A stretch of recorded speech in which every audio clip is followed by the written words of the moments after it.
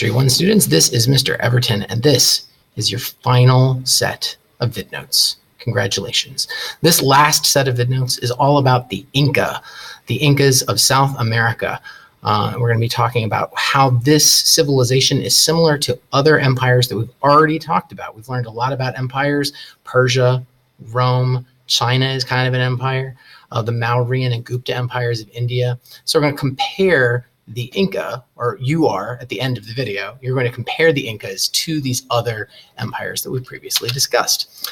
So just to orient ourselves, last time in our last video, we were in Mesoamerica or Middle America. Now we are going to be in South America. Whoa, there's South America. Gonna miss that. Okay, so the Incan civilization is located in South America. Specifically, it's not all over South America. It's a very specific part of South America called the Andes Mountains. The Andes Mountains are a mountain chain that run up and down the coast of South America. Oh, and it's Gary, the honor student, one last time. Gary says, oh, that's nice, Gary. I'm glad you feel that way. Oh, and there's a student who's climbed to the top of Mount Vidnotes. Wow, this is just really pulling out all the stops here. So the Andes Mountains are on the west coast of South America in a part of the world that is the modern countries of Peru and Chile. And this empire was almost completely contained in this mountain range. They found ways to live effectively on mountains. The Incas were polytheistic, which, as you well know at this point, I hope, I pray, if I've done my job well, you now know that polytheistic means that they believed in multiple gods and goddesses, just like the Mayas, just like the Aztecs, but also just like the Sumerians or the Egyptians or many of the other peoples that we've talked about in world history. They believed, similar to the Egyptians, that their emperor was the son of the sun god. Here is a picture of one such emperor who they believed was the son of the sun god. And the government of the Incan Empire was thoroughly involved in many aspects of Incan life. They regulated the distribution of crops. So they would collect all of the crops that were grown, and then they would redistribute them equally, kind of like communism, but before anybody called it communism.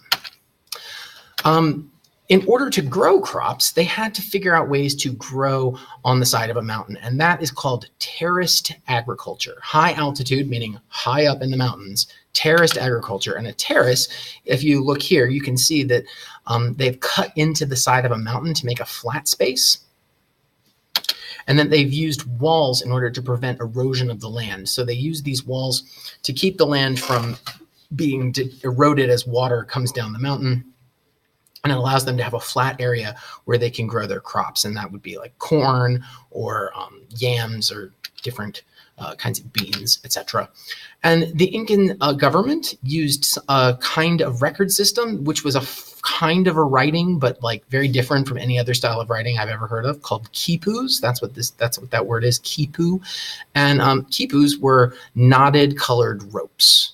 And they would record all the information that they needed to on these knotted corded ropes and transport them and keep records on them. And that's how they would know like how much corn had been grown. They also developed a really impressive 12,000 mile long road system cutting through mountains and including many bridges like this one, made out of dried grass that was then woven into ropes and stretched across gaping chasms between mountains, and people would walk across that. Better them than me. And then finally, Incan civilization is associated with this site, Machu Picchu, which is a city not too far from the Incan capital. It was not the capital of the Incas. That was Cuzco. But Machu Picchu, we're not entirely sure what the deal with Machu Picchu was because it wasn't discovered until much later.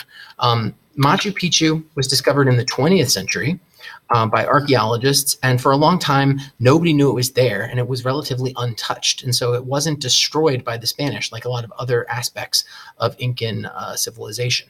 And so we're still not entirely sure what it was. Was it a palace, some kind of fortress, some sort of religious site with deep religious meaning? We just don't know. So to summarize, Incan society, Incan civilization is located in the Andes Mountains of South America. It was an empire with a theocracy and a polytheistic religion, had road system and record keeping in the form of quipus, and it is known for this archaeological site called Machu Picchu. And here we have the Aztec emperor telling us that every new beginning starts with some other beginning's end. That's really deep. It's really deep, Montezuma. You will learn more about world history next year, whether that will be an AP World or World History 2, and you will pick up where this has let off. You'll find out all about colonialism and the Industrial Revolution and the world wars of the 20th century. It's going to be a great time, and I've enjoyed talking to you about World History 1. I will talk to you in class. Bye. And then it just kept going. It's like the stinger, like way at the end of the credits of the Marvel movie. It's like, I'm going to start eating some shawarma soon. Like, where's my shawarma? I can really go for some shawarma right now.